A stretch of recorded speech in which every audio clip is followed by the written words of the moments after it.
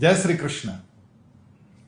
भगवान ने जब विजय का शास्त्र बताना आरंभ किया तब भगवान समूह में किस प्रकार से विजय प्राप्त होती है इसके भी मंत्र बताते चले गए।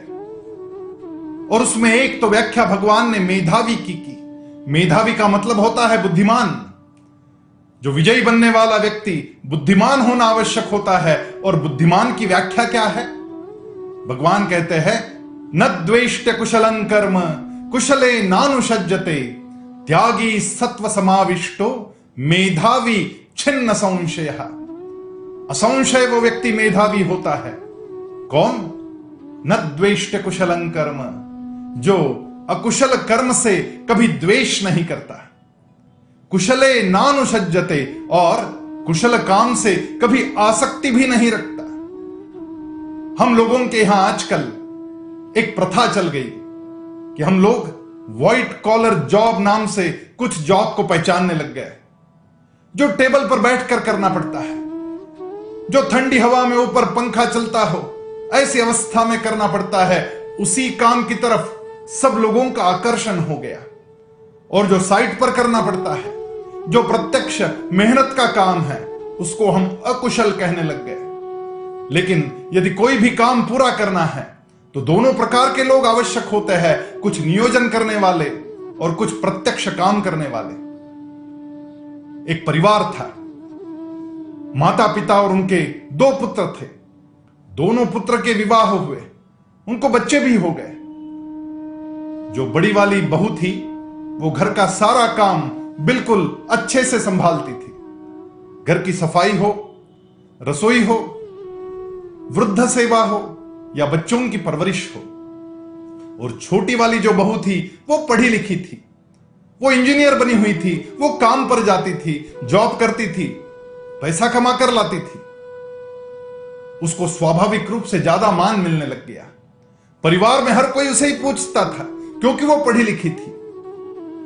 और बड़ी वाली बहू अपने काम में इतनी व्यस्त रहती थी कि उसको इन सारी बातों को ध्यान देने का समय तक नहीं मिलता था।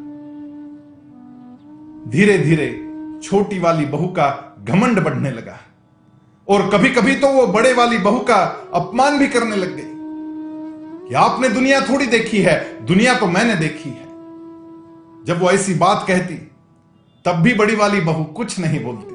वो अपने काम में मस्त रहती थी, बच्चों को संभालती थी, उसी में आनंद मानती थी। एक दिन हुआ यूं कि छोटी वाली बहू को उसके बच्चे के स्कूल की प्रिंसिपल से मैसेज आया कि प्रिंसिपल ने आपको मिलने बुलाया है।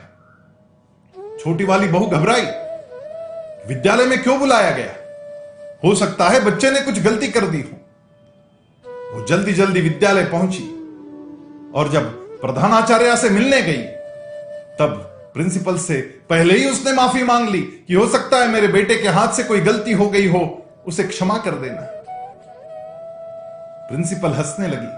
प्रिंसिपल ने कहा, आपको किसने बोला कि आपके बच्चे के हाथ से कुछ गलती हुई है? वो तो हमारा ऐसा छात्र है कि उसके हाथ से कभी गलती हो ही नहीं सकती। वो सबको मदद करता है, संस्कृत के श्लोक अच्छे से बोल लेता है। जब प्रार्थना का समय होता है तब हम उसी को आगे बुलाते हैं। कभी कहानी कहने को कहते, कभी सुविचार कहने को कहते। और बड़ा मेधावी है, बड़ा होशियार है, अपनी पढ़ाई समय से करता है, सारा दिया गया होमवर्क उसका सदा पूरा रहता है। आप एक आदर्श माता है कि आपने आपके बच्चे पर इस प्रकार के संस्कार किए। हम चाहते हैं कि ऐसी आदर्श माता का हमारे विद्यालय में सम्मान किया जाए और इसलिए हम चाहते हैं कि इस वर्ष झंडा वंदन आपके हाथों हो और उसी कार्यक्रम में एक आदर्श माता के रूप में हम आपका सत्कार करना चाहते हैं।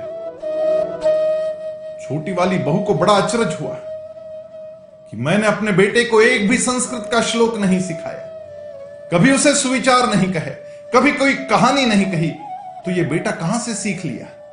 उसने घर आकर अपने बेटे से पूछा कि बेटा ये सब आपने कहां पर सीखा? बेटे ने कहा कि बड़ी मां ने सिखाया। रोज शाम को आप जब काम पर जाती है तो भगवान के सामने दीपक जलाकर बड़ी मां हमें अलग अलग श्लोक सुनाती है। अच्छी अच्छी कहानियां कहती है। छोटी वाली बहू को बड़ी ग्लानि हुई और उसने अपने जिठानी की माफी मांगते हुए कहा कि आप जो काम करती है वो तो श्रेष्ठतम काम है। इस वर्ष झंडा वंदन आदर्श माता के हाथों होने वाला है और यह अधिकार आपका है। आपको स्कूल में चलना होगा और आपके हाथों झंडा वंदन होगा और आदर्श माता का पुरस्कार भी आपको ही स्वीकारना पड़ेगा। बड़ी मां होने के नाते आपने बच्चों के ऊपर जो संस्कार किए हैं उसी के कारण यह सम्मान आज हमें प्राप्त हुआ है। कोई भी काम हल्का नहीं होता, उल्टा की गृहिणी का काम यह ज्यादा महत्वपूर्ण काम होता है और वो बड़ी वाली बहू ने किया था, इसलिए उसी का सम्मान हुआ, उसी के हाथों उस वर्ष झंडा वंदन हुआ। आइए समूह में काम करने वाले हर व्यक्ति का हम सम्मान करें और आगे बढ़े, विजय को प्राप्त करें। जय श्री कृष्ण।